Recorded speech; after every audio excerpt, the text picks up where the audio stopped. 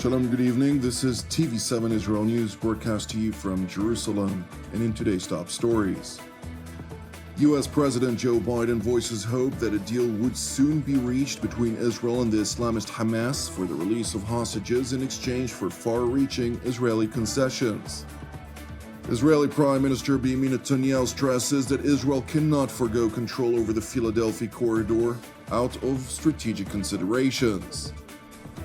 Britain announces the suspension of a number of arms exports licenses to the State of Israel. Jerusalem will not relent over Israel's national security interests despite extensive international pressure that seeks to bring the war against Islamist Hamas in the Gaza Strip to a close. Widespread demonstrations were recorded particularly in Jerusalem and the city of Tel Aviv over public frustration vis-à-vis the state of negotiations regarding a hostage release outline, urging the Israeli government to essentially succumb to the Islamist Hamas's demands that they hope would ultimately return all hostages from captivity. And while negotiations, which are spearheaded by the United States, continue, U.S. President Joe Biden voiced hope that talks to secure an arrangement with Hamas would ultimately bear fruit. Are you planning to present a final hostage deal to both sides this week? We're very close to that. What makes you think that this deal will be successful in a way that the other deals were not? Hope springs eternal. President Biden was further asked about whether Prime Minister Benjamin Netanyahu, whose political rivals in Israel blame for supposedly hindering the indirect negotiations with Hamas over his determined position to maintain a military presence in the strategic Philadelphia corridor, was doing enough to secure an agreement. Mr. President, do you think it's time for Prime Minister Netanyahu to do more on this issue? Do you think he's doing enough? No. Meanwhile, in Jerusalem, in response to the latest developments, Prime Minister Benjamin Netanyahu held an extensive press briefing, during the course of which he responded to President Biden's claims against him. I was asked whether I'm not doing enough to the release of hostages. Well, I want to set the record straight. On April 27th, Secretary of State Blinken said that Israel made an extraordinarily generous offer for a hostage deal. On May 31st, Israel agreed to a U.S.-backed proposal. Hamas refused. On August 16th, Israel agreed to what the United States defined as a final bridging proposal.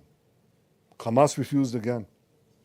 On August 19th, Secretary Blinken said, Israel accepted the U.S. proposal. Now Hamas must do the same. On August 28th, that's 5 days ago, Deputy CIA Director said that Israel shows seriousness in the negotiations. Now Hamas must show the same seriousness. I want to ask you something. What has changed in the last 5 days? What has changed? One thing.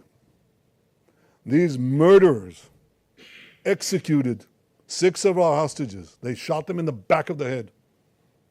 That's what's changed. And now after this, we're asked to show seriousness? We're asked to make concessions? What message does this send Hamas? It says, kill more hostages, murder more hostages, you'll get more concessions. The pressure internationally must be directed at these killers, at Hamas, not at Israel. We say yes, they say no all the time, but they also murdered these people. And now we need maximum pressure on Hamas. I don't believe that either President Biden or anyone serious about achieving peace and achieving the release would seriously ask Israel to make these concessions. We've already made them. Hamas has to make the concession. Netanyahu also asserted in his opening remarks to the Israeli public that unity was and remains the core ingredient to attain victory in this existential war against the Iran-led axis of evil. אנחנו מצויים בעיצומה של מלחמה קיומית מול ציר הרשע של איראן. התנאי הראשון לניצחון במלחמה הקיומית הזאת זה האחדות בתוכנו. אנחנו צריכים לעמוד מלוכדים כאיש אחד מול אויב אכזר שרוצה להשמיד את כולנו בלי יוצא מן הכלל. שמאל וימין, דתיים וחילונים, יהודים ולא יהודים. אנחנו גילינו את זה לא רק ב7 באוקטובר, אנחנו גילינו את זה לאורך כל המלחמה, אבל גילינו את זה ביתר שאת שוב,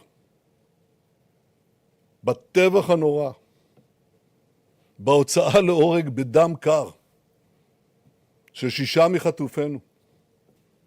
אמרתי למשפחות, ואני חוזר ואומר גם הערב, אני מבקש את סליחתכם שלא הצלחנו להביא אותם חזרה בחיים. היינו קרובים, אבל לא הצלחנו. ואני חוזר ואומר גם הערב, ישראל לא תעבור לסדר היום על הטבח הזה. החמאס ישלם על כך מחיר כבד מאוד. The Israeli premier went on to stress the strategic importance of the Philadelphia corridor, which is the only lifeline for the Islamist Hamas terror group, and therefore Jerusalem cannot relent. במלחמה נגד ציר הרשע, במלחמה הספציפית הזאת, נגד חמאס, וגם בצפון, אנחנו הצבנו 4 מטרות. לחסל את החמאס, להשיב את כל חטופינו, להבטיח שעזה לא תהווה עוד איום על ישראל, ולהשיב בבטחה את תושבינו בגבול הצפון. 3 מתוך המטרות הללו עוברות דרך מקום אחד, ציר פילדלפי. זהו צינור החמצן וההתחמשות של החמאס. ציר פילדלפי זה הגבול, בעצם הגבול בין רצועת עזה למצרים. וברגע שיצאנו משם, לא נשאר לנו שום מחסום בפני החדרה מסיבית של נשק ואמצעי לחימה, ומכונות לייצור נשק, ומכונות לחפירת מנהרות. הכל בחסות איראן, בהכוונת איראן, במימון איראני. ציר הרשע צריך את ציר פילדלפי. ומאותה סיבה, אנחנו חייבים לשלוט בציר פילדלפי. חמאס מתעקש מהסיבה הזאת שלא נהיה שם, ומהסיבה הזאת אני מתעקש שכן נהיה שם. Turning to London, where British Defense Secretary David Lammy announced the suspension of around 30 from a total of approximately 350 defense exports licenses to the State of Israel. This government is not an international court. We have not and could not arbitrate on whether or not Israel has breached international humanitarian law.